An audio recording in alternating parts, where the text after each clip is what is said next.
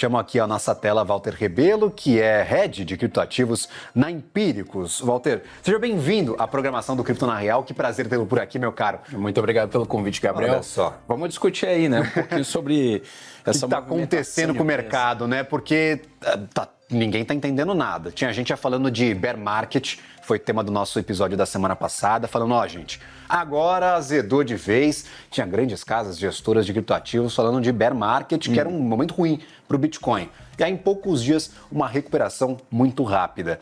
O que a gente pode tirar de válido, de qualidade de informação destes últimos movimentos, por favor? Cara, uma dinâmica muito volátil, né? Muito incerta. E você vê que isso começou em outubro, quando a gente teve aquele shutdown do governo americano, o maior shutdown da história, né?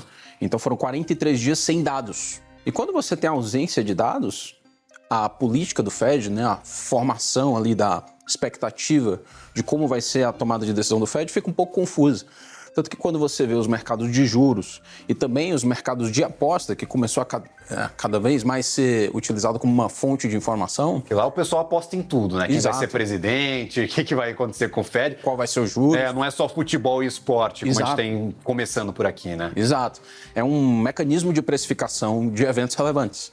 Então, você vê que a volatilidade dessa expectativa estava muito alta. Então o Bitcoin ele sofre muito nesses momentos de incerteza. Não só o Bitcoin, mas também ativos de risco. Os únicos ativos de risco que performaram bem mesmo essa semana e na semana passada foram as ações de tecnologia, né, as Big Techs, que estão mais voltadas para esse call de AI. Então isso gerou um movimento depreciativo do Bitcoin, junto também com alguns fatores idiosincráticos, né, fora desses aí que atingem o mercado como um todo.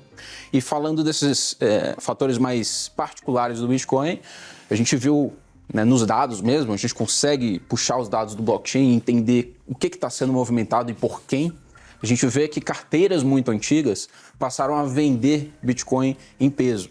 E aí se especula um pouco, né, do porquê que eles estão vendendo agora. Alguns dizem que agora tem liquidez no mercado, né? Você tem ETFs, agora você consegue vender uma grande quantia de Bitcoin sem afetar o preço demais. Não adianta ter gente para vender se não tem ninguém para comprar. Então quem já está acumulando um lucro gigantesco com o Bitcoin ao longo do tempo, está querendo se desfazer, colocar um pouquinho do dinheiro no bolso.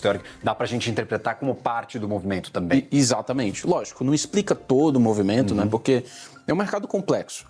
Mas isso certamente é um fator bastante relevante.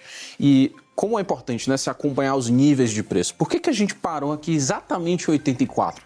O telespectador pode estar se perguntando, né? Por que esse nível? Se você olhar e fizer a conta do preço médio de aquisição dos ETFs de Bitcoin, uma força de demanda institucional muito relevante para o preço, está ali por volta de 84. Então a gente estacionou aqui nesse ponto e a gente está vendo uma formação de fundo, né? Você falou, eu acho que talvez aqui um respiro, tomara que não seja um respiro de baleia, né? Eu adorei essa comparação, acho que é bem isso mesmo. Acho que não é assim um respiro de baleia, embora eu espere aqui que até o final do ano seja difícil a gente superar assim, uma faixa de 120 mil, 130 mil, ver novas máximas até o final do ano. Perfeito. E aí, por exemplo... O que a gente pode tirar, talvez, dessa última recuperação, né? dessa pernazinha de alta? São esses institucionais que estão aproveitando para comprar um pouco? Porque, aí, por exemplo, a gente vai falar sobre a MetaPlanet hoje, a japonesa que tem praticamente 3 bilhões de dólares em Bitcoin. O preço médio dela está ali nos 87 mil, então está basicamente nessa faixa que você fala. É o pessoal aproveitando para colocar mais em carteira, essa pernadinha de alta? Com certeza, você já está vendo essa acumulação ela voltar gradualmente, né? E ela volta como? Você tem que ter uma mudança de contexto, né? Com o Fed agora já está precificando mais corte, né? Você nota essa diferença agora, né? Com esses novos dados de emprego, a própria retórica dos diretores do Fed. Então tudo isso faz o preço reagir. E vez que a gente está nesse nível de fundo, né? Do preço médio de aquisição, e aqueles que compraram lá atrás, né, falando dos institucionais, né, já estão aqui vendo uma oportunidade boa de compra, com os juros já aqui mais definido do que vai ser agora em dezembro, né, começou um pouco desse movimento de acumulação. Perfeito. A gente teve a divulgação, para quem está acompanhando o mercado tradicional, do livro bege. Não é nem livro nem bege, é um negócio meio digital. Mas os dirigentes dos FEDs regionais, que lá é dividido em comarcas espalhadas pelos Estados Unidos, meio que já é consenso que a economia está desacelerando. Daí ganhou novamente destaque aí a aposta de corte de juros, que talvez dezembro agora, dia 10, que é a próxima reunião, seja uma boa data para picotar os juros um pouquinho mais por lá. Já a força, inclusive, de indicados de Donald Trump para cair de vez, cortar de meio em meio até chegar ali basicamente nos 2% de juros, que ainda está muito longe. Eu queria colocar uma pergunta para ti sobre finais de ano. Qual que é a sazonalidade normal do Bitcoin para, por exemplo, dezembro? Que a gente sabe que para dólar, já que agora o Banco Central equiparou tudo, é tudo meio que câmbio. Para dólar é forte a saída de dinheiro, porque as empresas mandam remessas para o exterior e acabam mandando, claro, em dólar. Para Bitcoin tem alguma sazonalidade? Você fala que não vê chances aí, talvez, de novas máximas neste final de ano. Se você olhar o histórico, né, de fato, né, de todos os dezembros que o Bitcoin já teve, a maioria foram positivos. Agora, o trabalho do estatístico que está trabalhando com, tenho que investir, né? Ele tem que entender que a associação não necessariamente é causalidade, né? Então, por exemplo, existe, em tese, sazonalidade em outubro e novembro. A gente não viu isso acontecer, a gente viu exatamente o oposto, né? Outubro e novembro serem meses bastante ruins, né? Com uma queda de 30%. Então, sim, existe essa sazonalidade, mas eu tomaria cuidado em tomar uma decisão baseada nisso, entende? Mas agora eu acho que você elucidou muito bem, né? A trajetória de juros para 2026 está muito bem delineada. Lógico, eu acho que isso carrega alguns riscos também, vez que o Donald Trump vai poder colocar indicados lá dentro e vai ter uma força política em tese lá dentro, né?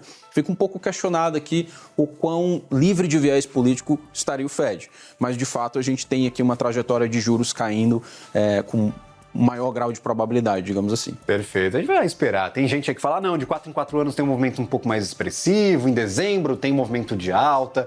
Gente, nem tudo que aconteceu no passado é garantia do que vai acontecer no futuro. Normalmente, alguns padrões se repetem, mas a gente viu aí que outubro e novembro deste ano foram meses de queda para o criptoativo, para criptoativos em geral. Então, tome cuidado com essas verdades absolutas do mercado, não só de cripto, mas mercados em geral.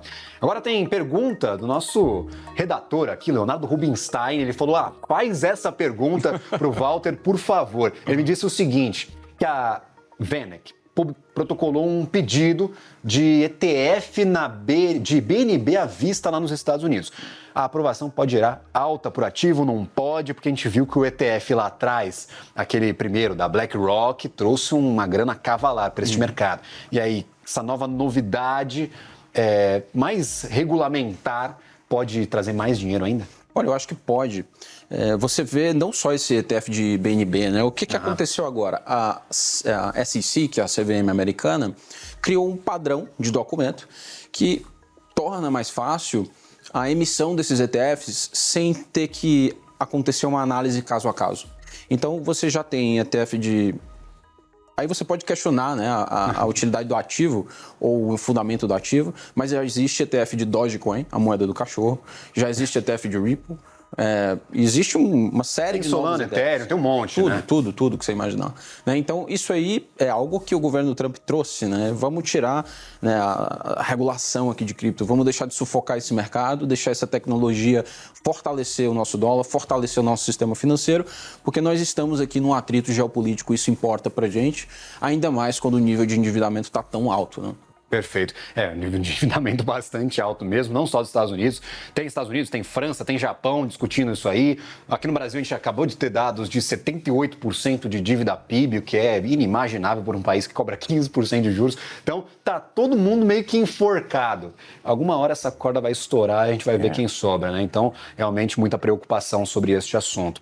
Última pergunta para a gente falar um pouquinho sobre tokenização. Tem discussão na SEC, nos reguladores americanos, de avançar com uma regulamentação de ações tokenizadas. Isso tem a ver ou não com o mercado de cripto? É só a utilização da tecnologia, como a gente tem o Drex aqui no Brasil? Chancela, talvez, mais validade para a tese de cripto em geral? Como é que você vê essas novidades regulatórias, para além das últimas leis que passaram lá nos Estados Unidos e abriram a porteira, por exemplo, para as stablecoins? Olha, se existe ainda assimetria em cripto, eu acredito que a causa dela seria justamente o advento de leis de tokenização. Se você tiver leis de tokenização que trazem o sistema financeiro legado, os fluxos que acontecem no sistema financeiro legado. Para os trilhos de blockchain, você vai ter uma utilização e uma maior monetização, captura de valor por meio dessas infraestruturas. Então isso é muito poderoso. Imagina o tamanho do sistema financeiro americano, né? De colateral, de título, de ação. Você tokeniza isso, permite menor custo, permite maior escalabilidade, maior distribuição, permite ainda assim, né, a transparência, o controle com segurança. Agora que a gente viu a crise bancária começando, porque tinha gente dando garantias para 2 empréstimos diferentes. Exato. Isso poderia talvez não acontecer. E é um problemaço de bilhões de dólares lá nos Estados Unidos. Então, dá eles até um pouco mais de segurança também. Exato, dá 100%. É para isso que a tecnologia do blockchain foi feita, né? Então, quando você tem leis que permitem que o institucional utilize esses trilhos de criptoativos, putz, aí a destrava de valor é imensa. Perfeito, não só de trazer grana, mas de tirar dúvida sobre o mercado e trazer novos aportes. Walter Ribeiro, que prazer tê-lo por aqui nessa nossa noite de terça-feira. Volte mais vezes, meu caro. Espero que em condições melhores de mercado, com novas máquinas, talvez aí para o futuro. A gente tem que estar no dia bom e no dia ruim, não é mesmo, Gabriel? Exato. Tem que estar aqui disposto a discutir o mercado, não só falar de quem ganhou dinheiro, quem está se esbanjando aí com criptoativos, mas falar sobre a estrutura e sobre esses temas que realmente importam. Valeu, até uma próxima. Muito obrigado, Gabriel. Valeu.